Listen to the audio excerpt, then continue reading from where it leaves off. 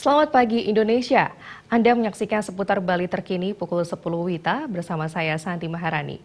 Pembangunan jalan baru hanya merupakan solusi sementara untuk mengurai kemacetan yang terjadi di berbagai kota besar di Bali.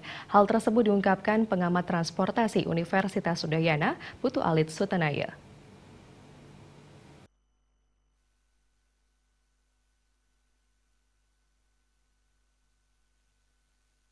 Menurut Putu Alit Sutanaya, pembangunan jalan baru tidak akan mampu mengurai kemacetan yang terjadi di kota-kota besar di Bali, karena saat ini perkembangan demand atau pengguna kendaraan lebih tinggi daripada suplai atau jumlah jalan yang ada. Untuk mengurai kemacetan, hal yang terpenting dilakukan adalah dengan memindahkan demand ke sistem transportasi publik. Pemerintah jangan hanya berpikir untuk memprioritaskan pembangunan jalan dengan melupakan sistem transportasi publik.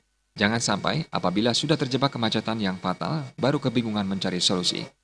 Pembangunan jalan itu hanya solusi sementara, jadi bukan solusi jangka panjang. Sehingga untuk menyeimbangkan supply dengan demand ini, kita harus tekan demand-nya. Cara menekan demand-nya adalah dengan memindahkan pengguna kendaraan ke sistem angkutan umum massal. Jadi pemerintah jangan hanya berpikiran untuk memprioritaskan pembangunan jalan, tetapi jangan melupakan sistem transportasi publik yang merupakan penyeimbang yang sangat penting terhadap supply dengan demand ini. Ditambahkannya, pembangunan sistem transportasi tidak bisa dilakukan secara instan.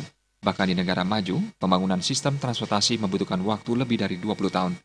Diana Putra dan Gung Krisna, Bali TV.